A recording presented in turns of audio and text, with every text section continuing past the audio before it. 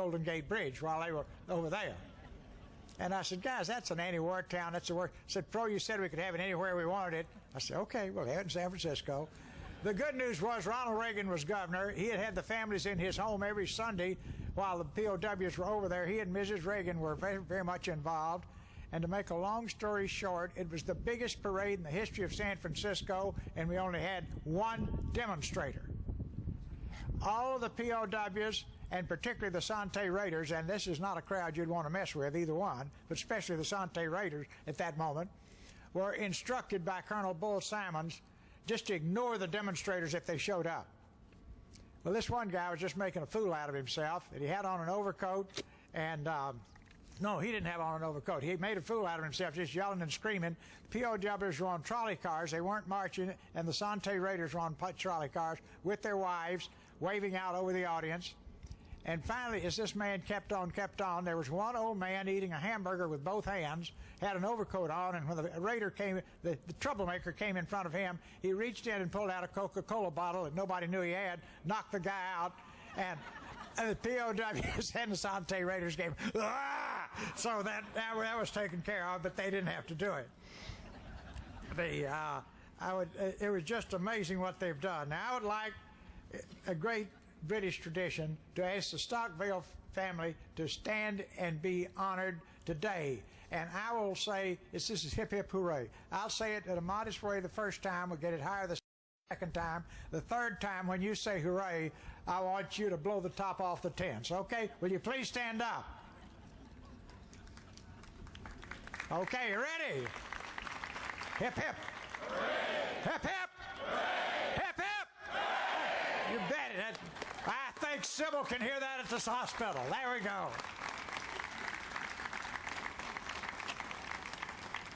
Admiral Stockdale, throughout his life, lived these words during his time in prison. When principle is involved, be deaf, D-E-A-F, to expediency. And there's a statement from Father Dennis O'Brien, a U.S. Marine Corps chaplain, that clearly defines Admiral Stockdale and many of the people in our military forces. And here it is. It's the soldier, not the reporter, who has given us the freedom of press. It is the soldier, not the poet, who has given us freedom of speech. It is the soldier, not the campus organizer, who has given us the freedom to demonstrate.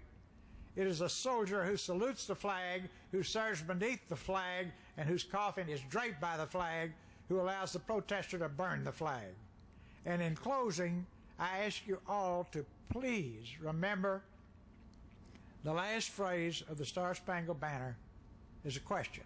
Oh, say does that Star-Spangled Banner yet wave over the land of the free and the home of the brave? That's a question.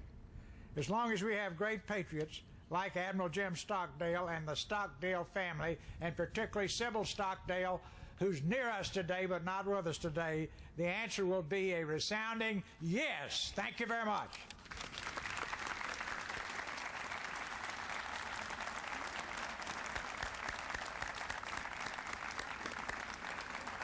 The superintendent would like to take this opportunity to thank Mr. Perot for his generous gift of the statue. It will provide a timeless example of our core values of honor, courage, and commitment for the future generations of our country's leaders.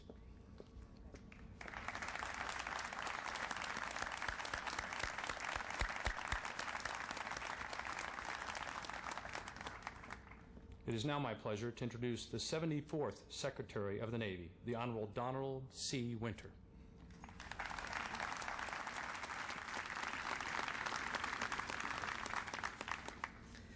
Members of the Stockdale family, Medal of Honor recipients, former POWs, Admiral Fowler, Mr. Perot, ladies and gentlemen, I am honored to be here. It would be difficult to imagine a better example of leadership, courage, and moral excellence than the example set by Vice Admiral James Stockdale. In contemporary jargon, Admiral Stockdale not only talked the talk, but more importantly, he walked the walk of a leader during his entire professional and personal life. The more one studies his life and the more one reads his writing, the more one comes away with the conviction that Admiral Stockdale was the sort of man that comes along very seldom in life. He not only had a profound impact on his contemporaries, but he left behind a legacy that will influence generations to come. It is most appropriate that a statue of Admiral Stockdale be placed here in front of Luce Hall, where ethics are taught to midshipmen at a school whose mission it is to mold future leaders. If Admiral Stockdale were here with us today, I believe it would give him immense pride in seeing this gathering and knowing that this statue will play a role in guiding and inspiring future leaders in the Navy and the Marine Corps. Admiral Stockdale credited his own experience at the U.S. Naval Academy as having molded his character and as having helped him survive 7.5 years in Wallow Prison, 4 of which were in solitary confinement. He specifically cited the stern discipline and the demanding environment of his plebe year as invaluable. He said that it helped him develop the mental toughness he needed when coping with his Vietnamese torturers. Admiral Stockdale graduated from the Naval Academy in 1947 with leadership skills that served him well as one of the nation's finest pilots. He was so exceptional as a pilot and as a leader that he was accepted into Navy Test Pilot School at Pax River in 1954. As a naval aviator, he excelled. As a leader, he stood out. And as a test pilot, he had to assess an aircraft's performance in situations that were outside the envelope of previous experience. And he was often faced with a decision-making window that afforded little margin for error. This experience helped him develop a mindset that he could handle the most difficult challenges. This self-confidence would serve him well in the years to come.